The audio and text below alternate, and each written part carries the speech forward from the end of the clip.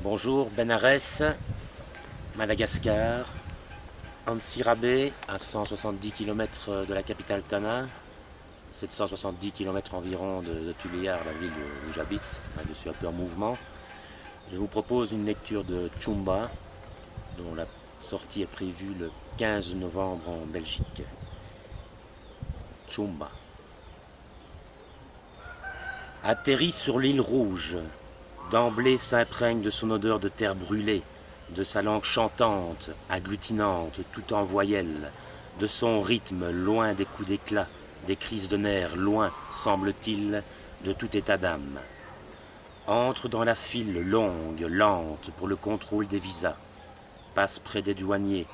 Patiente encore avant de récupérer ses bagages pour l'inspection de ces derniers. De même au bureau de change, mour à mour jusqu'à son tour au guichet, où 300 € valent des centaines de milliers d'ariars, de nombreux billets de 10 000, 5 000, qui prendront du temps pour être comptés par le donneur et par le receveur, tandis que très près à la porte attendent sans broncher des taximens à l'affût de l'affaire de la semaine, puisque le franc malgache, l'ancienne monnaie toujours pratiquée, dont la valeur est 5 fois inférieure à l'ariari, c'est-à-dire dont la valeur égale est d'un montant 5 fois supérieur au montant de la nouvelle monnaie, permettra de créer le trouble dans l'esprit du nouveau venu, car souvent les prix des courses données en francs malgaches sont perçus en ariari et le tour est joué. Entre lune et soleil se dirige vers Antananarive, fenêtre ouverte, les yeux déployés dans le vaste, rivés sur les raies naissants, les eaux stagnantes, les rizières, qui occupent ci et là, en zone terrasse organisée, la cité des milles, du pays où on voit au loin. Se glisse dans la ville grande, dans ses rues avec ses habitations, abris quinquas, gargotes éclairées de flammes de chandelles, néons blafards, vieilles loupiottes aux ampoules hasardeuses, défilent le bois, la brique, le carton, la tôle, les publicités de THB, Tico Vita Malagasy, Coca-Cola, Orange et Vache-Qui-Rit, charrette à bras, charrette à zébu, poids lourd, 4x4 et 2 chevaux, pousse-pousse de marchandises des premiers hommes. La 4L se faufile, double, se fait doubler, circule en zigzagant, en évitant les ornières, les nids de poules de la route en dur. Respire le pneu brûlé, les carburants, le café chaud, entend les cris des hommes levés tôt et les autres, le porteur de sacs de toile et les autres, le conducteur de bestiaux et les autres, les étals de viande, poissons, fruits et légumes, les cuisines déjà, pain sucré, au mouf siramam, friture de nem et sambos, vapeur de soupe, l'incontournable riz bouilli. Traverse le centre à Malaquelle des premiers marchands, emprunte une rue en pente longue, sinueuse, qui mène à l'hôtel réservé. De la terrasse, avant qu'une chambre ne se libère, patient jusqu'au lever de l'œil du jour, contemple des marcheurs, écoliers, écolières, livreurs de baguettes chaudes disposées dans des grands paniers, ménagères dans les petites cours et jardins occupés aux lessives, vieillards aux fenêtres de leur oisiveté, de leur emploi du temps distendu.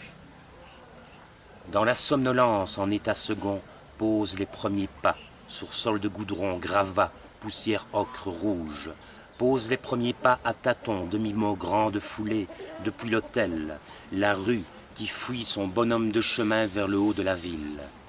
Passe à côté d'une benne à ordures dans laquelle des enfants dépenaillés fourragent, jette un coup d'œil plus loin à droite sur la large et longue descente d'escalier investie par les étals. Ralentit, s'arrête, plonge le regard, fixant vis-à-vis l'autre colline et sa montée de marche. L'animation du haut, du bas, de bas en haut, de haut en bas.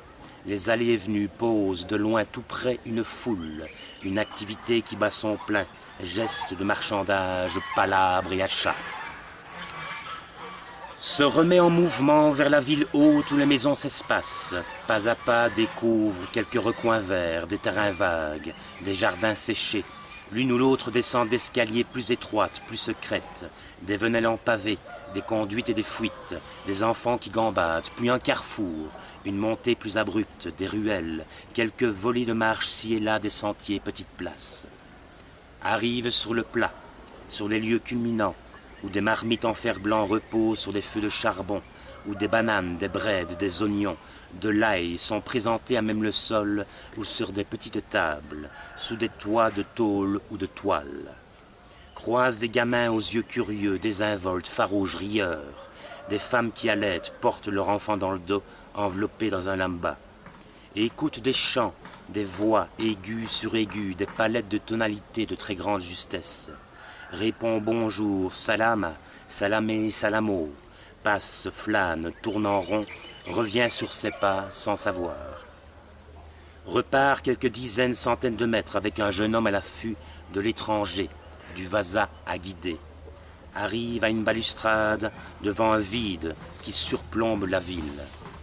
Repère des collines, des quartiers, une agglomération très étendue, se situe de loin, vise une avenue, un stade, un lac, une tour, puis se retourne, s'adosse contre cette balustrade, remarque à 10 mètres une boucherie peinte en bleu et ses viandes fraîches, saignantes, gisantes, suspendues. Observe le boucher qui hache, débite, et dans ce mouvement, ce tournoiement, dans un vent soulevant les sons, il perçoit un rythme, une musique, une voix intime, un souffle. Avant que tu n'ailles plus loin, avant le corps à corps, entends bien que je suis vivant toujours et que je le serai à jamais.